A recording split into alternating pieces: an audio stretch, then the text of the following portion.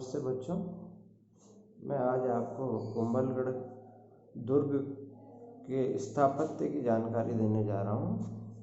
इतिहास में कुंभलगढ़ का बहुत बड़ा महत्व है। राजस्थान के वीर शिरोमणि महाराणा प्रताप का जन्म इसी गढ़ में हुआ था। यह गढ़ जो है उदयपुर से 60 मील दूर सादड़ी ग्राम के पास मेवाड़ और मारवाड़ की सीमा पर स्थित है। इस दुर्ग को महाराणा कुंभा ने सूत्रसार मंडन नामी शिल्पी के तत्वाधान में बनाया था। गिरि दुर्ग होने के कारण इसे कुंभलगढ़,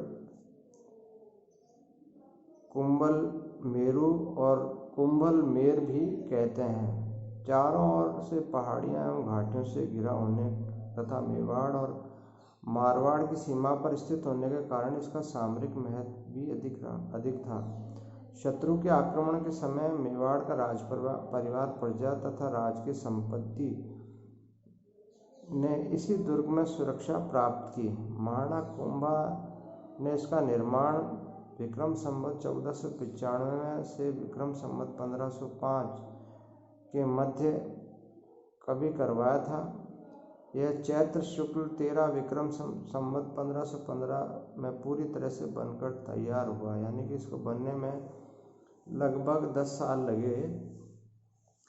केलवाड़ा ग्राम के पश्चिम की ओर कुंभलगढ़ जाने पर सबसे पहले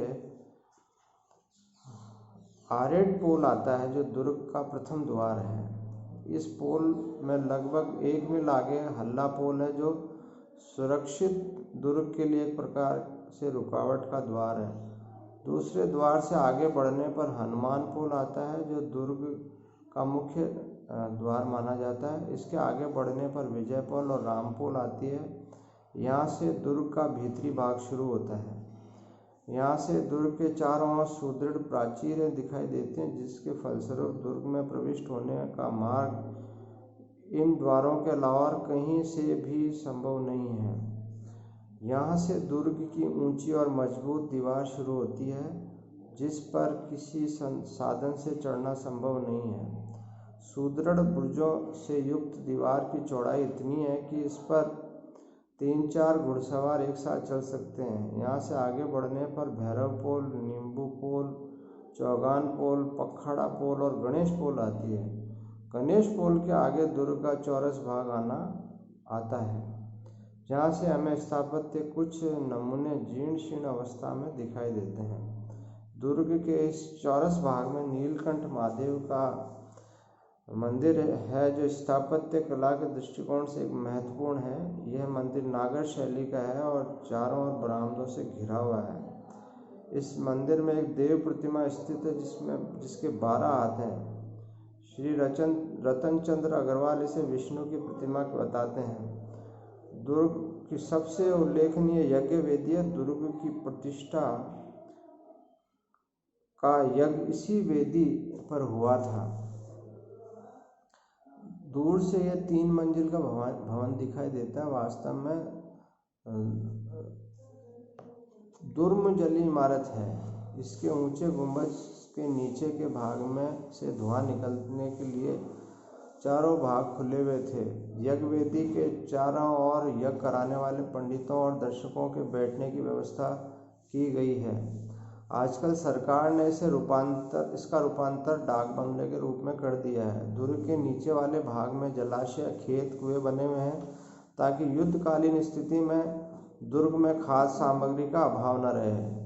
इस भाग में मामादेव का कुंड भी बना हुआ है और इस कुंड के पास महाराजा कुंभा ने कुंभा स्वामी का विष्णु मंदिर बनवाया था। मंदिर के स्तंभों एवं दीवारों पर किसी प्रकार की प्रतिमाएं उत्कीर्ण नहीं है। मंदिर के मध्यवर्ती भाग में एक लघु वेदी है। इस मंदिर के पास पूर्व पृथ्वीराज का छतरीनुमा स्मारक बना हुआ है। छतरी के बीच में लगे शिलालेख में चारों तरफ 17 स्त्रियों की मूर्ति और बीच में चारों तरफ पृथ्वीराज की मूर्तियां उत्कीर्ण हैं। पृथ्वीराज और स्त्रियों के वेशभूषा से 15वीं शताब्दी की वेशभूषा की अच्छी जानकारी मिलती है। गुंबज के बनने से ईंट पत्थर के टुकड़ों का प्रयोग किया गया है। इस प्रकार सजावट का लिए चूने का प्लास्टर किया गया है जो लाल रंग का है।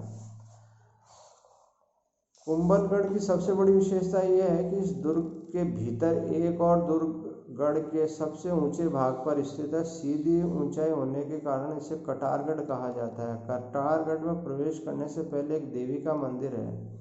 कटारगढ़ के 6 द्वारों को पार करने के बाद जो चौड़ा भाग आता है उसके दाएं भाग में राजप्रसाद बने हुए हैं। खाद्य व युद्ध सामग्री को एकत्रित करने के लिए बड़े बड़े गोदाम, अश्वशाला और तील खान जो हाथियों का बाड़ा था भी राजप्रसाद की सीमाओं से के पास बने हुए हैं। रहने के लिए महल में छोटी छोटी कोठरियाँ हैं। बरामदे और चौक भी सकड़े हैं। महलों के द्वार इतने छोटे हैं कि काफ़ी झुककर महलों में प्रवेश करना पड़ता है।